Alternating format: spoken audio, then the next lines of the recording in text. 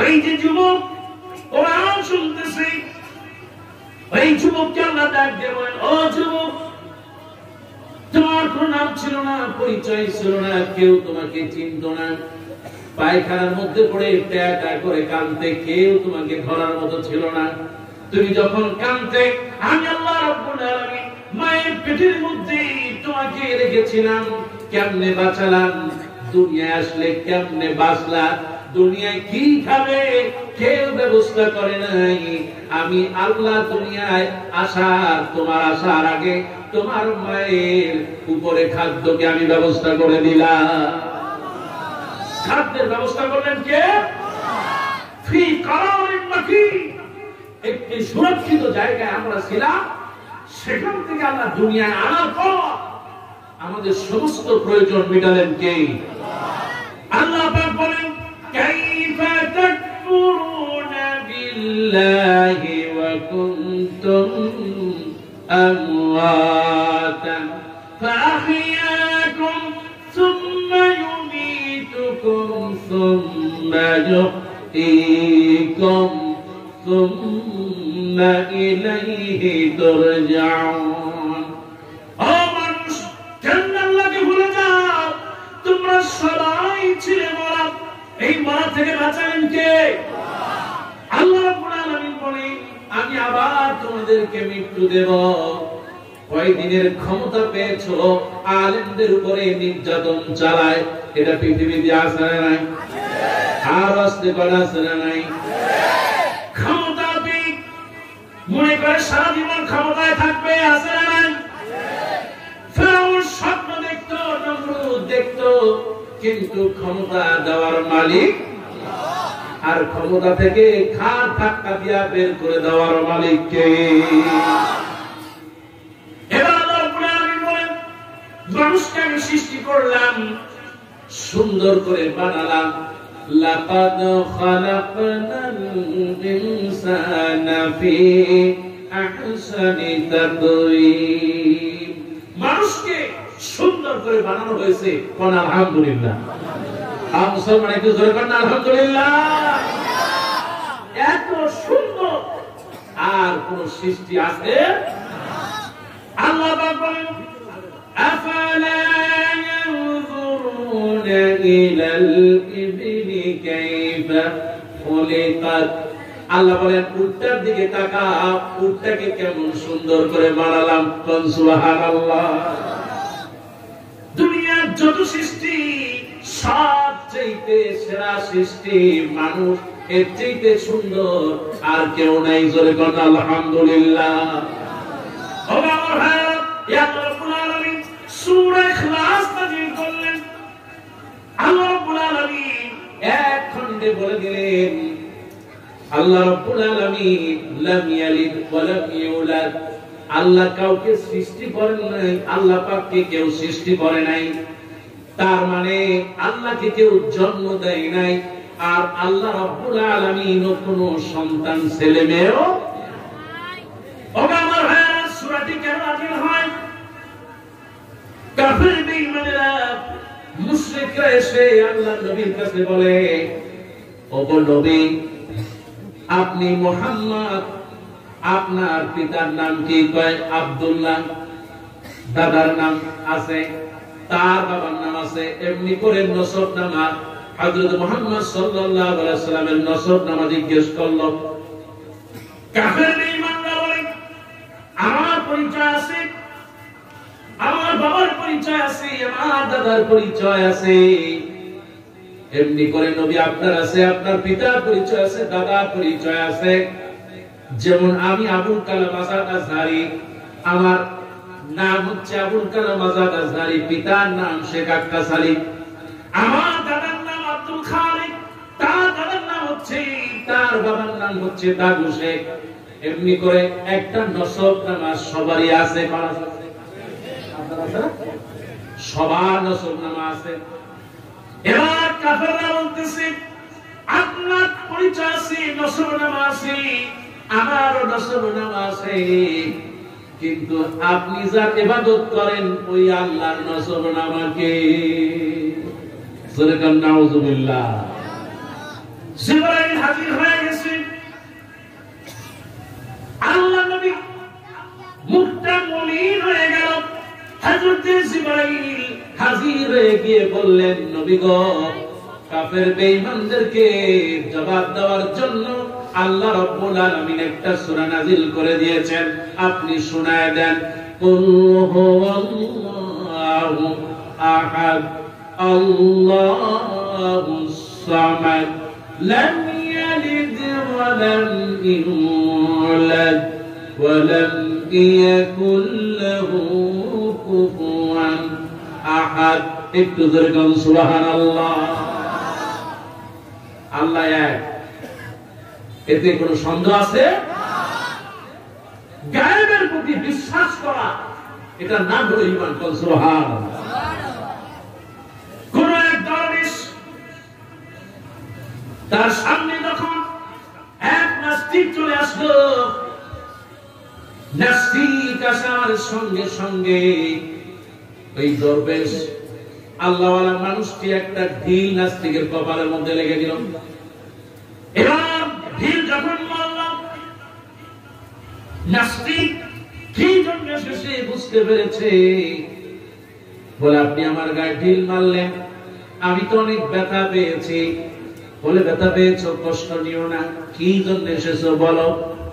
এবার নাস্তিক বলতেছে, আমি এসেছি এই কারণে, যা দেখি না তা বিশ্বাস করি না, তোমার রবকে আমি বিশ্বাস করি না।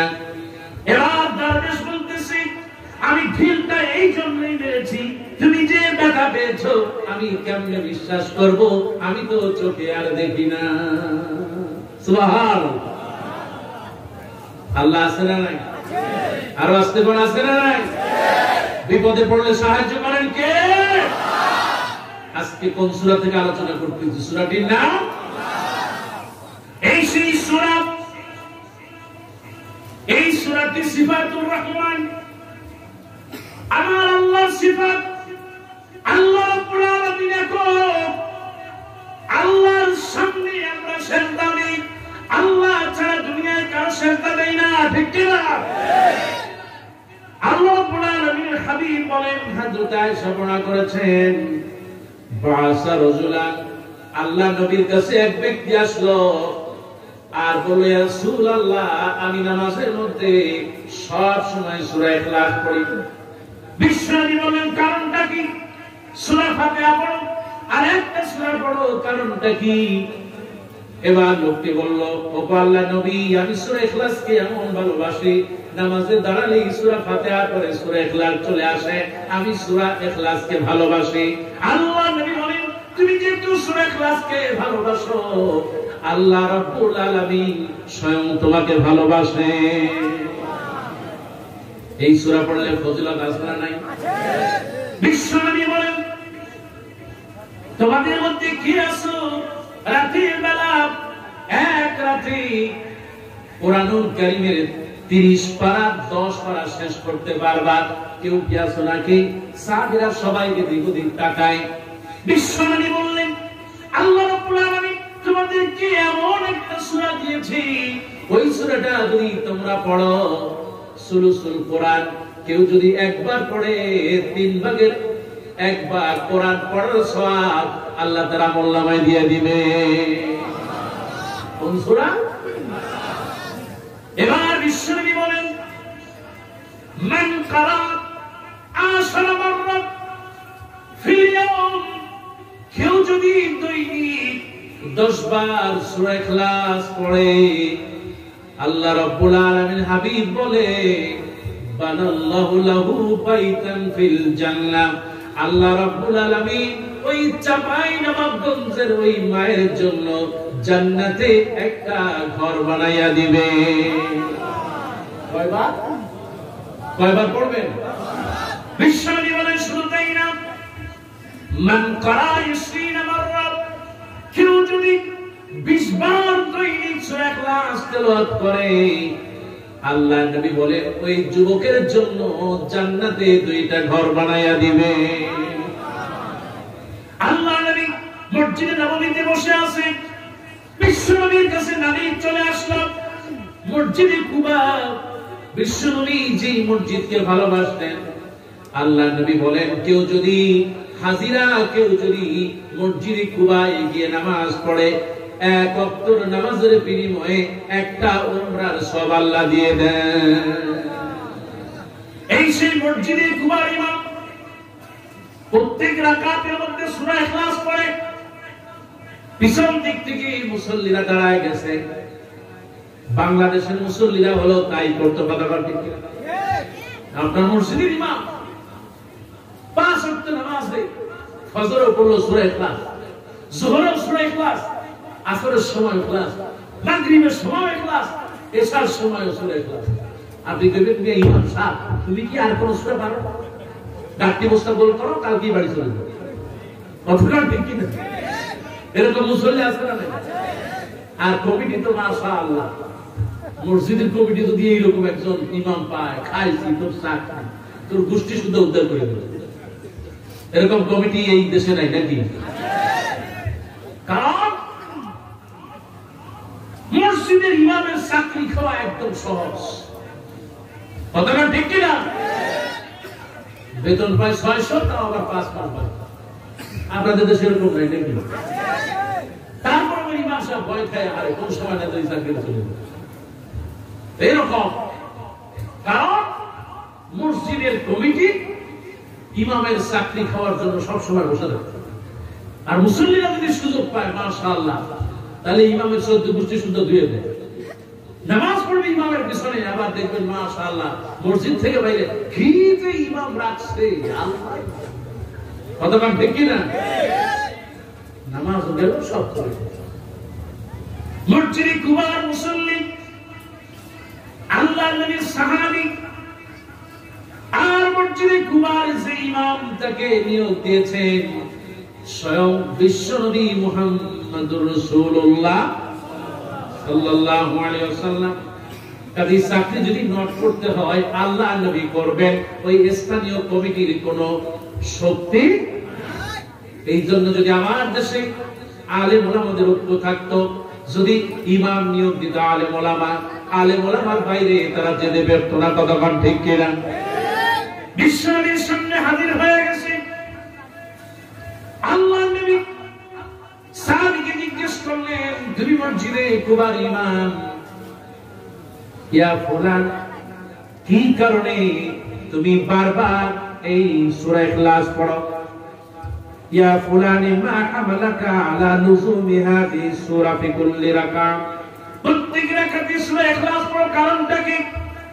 আল্লাহ নবী সাহাবী বললেন, ইয়া রাসূলুল্লাহ ইয়া হাবিবাল্লাহ ইন্নী উহিব্বুহা, নবী গো আমি এই সূরা ইখলাসকে ভালোবাসি। আল্লাহ নবী বললেন, ফাকালা হুব্বুকা ইমামান নাদখালাকাল জান্নাহ, ওগো মসজিদে কুবার ইমাম তুমি সূরা ইখলাসকে ভালোবাসো না জানো আল্লাহকে ভালোবাসো। আর আল্লাহকে তুমি যেহেতু ভালোবাসো, কোনো সন্দেহ নাই তুমি আল্লাহর জান্নাতে চলে যাবে। আমার ভাইরা, এই সেই সূরা ইখলাস, সুবহানাল্লাহ কোন হযরত আবু যর গিফারি রাদিয়াল্লাহু তাআলা আল্লাহ নবীর সামনে আসতেছেন। বিশ্ব নবী মসজিদ থেকে বের হচ্ছেন, সাথে হযরত জিবরাইল। হযরত জিবরাইল বের হয়ে যাচ্ছেন আল্লাহ নবীর সাথে, সামনে হযরত আবু যর। বিশ্ব নবী আবু যরকে দেখে সালাম দিলেন। এবার আল্লাহ নবী পরিচয় করার আগে জিবরাইল বলতেছেন, ইনি হলেন আবু যর গিফারি। সুবহানাল্লাহ। বিশ্বনবী বললেন, ও জিবরাইল তুমি কি তারে চেনো? বলে, শুধু আমি চিনি না, আবু যর গিফারিকে আল্লাহ চেনেন, আসমানের উপরে যত ফেরেশতা আছে সবাই চেনেন। এবার বিশ্বনবী বলেন, কলিমা কারণটা কি? আবু যর গিফারিকে সবাই তোমরা চেনো, তার কারণ কি? আল্লাহ নবীর প্রশ্নের জবাবে হযরত জিবরাইল বললেন, ইয়া রাসূলুল্লাহ ইয়া হাবিবাল্লাহ, এই সেই আবু যর যিনি তার জীবন দিয়ে প্রতিদিন এই সব সময় সূরা ইখলাস তেলাওয়াত করতে থাকে। এটা জোরে কান্না সুবহানাল্লাহ। সেই জন্য বলি ভাইরা আমার, সূরা ইখলাস পড়লে সওয়াব আছে না নাই? এই সেই সূরা আল্লামানা ওয়াল খাইরি ওয়াল বারাকাত। আপনি যদি বরকত চান সূরা ইখলাস পড়বেন, বরকত দিয়ে দিবেন কে? আপনি যদি নিরাপত্তা চান সূরা ইখলাস পড়বেন, নিরাপত্তা দিয়ে দিবে কে? বিশ্বনবী ঘুমাতে যাবেন, রাতের বেলা বললেন সূরা ইখলাস তেলাওয়াত করো। আল্লাহ নবী সূরা ইখলাস তেলাওয়াত করতেন, দুই হাতে ফু দিয়ে তার শরীরটাকে মাসহ করতেন। নবীজি সূরা নাস পড়তেন, ফালাক পড়তেন, ঘুমানোর সময় আয়াতুল কুরসি পড়তেন, শরীরে ফু দিতেন। আল্লাহ নবী বলেন, কেউ যদি ভূত পেতনি জিন থেকে প্রোটেকশন চাও সূরা ইখলাস পড়ো, আল্লাহ পাক তোমাকে নিরাপদ করে দিবে। আজকাল মায়েদেরকে, বিশেষ করে উঠতি বয়সের মেয়েদেরকে বেশি বেশি আপনার জিনেরা ভূতের আচরণ করে, এটা আপনাদের দেশে নাই নাকি? আর এইটা নিয়ে দেখবেন এক শ্রেণীর কবিরাজ, মাশাআল্লাহ, ব্যবসা সরল আছে না নাই? শিব আছে না নাই? মাজার পূজা আছে না নাই? আল্লাহ রাসূলের দোয়া যদি আমরা পালন করতে পারি, কোন মাজারের কাছে যাওয়া লাগবে না, ঠিক কি না?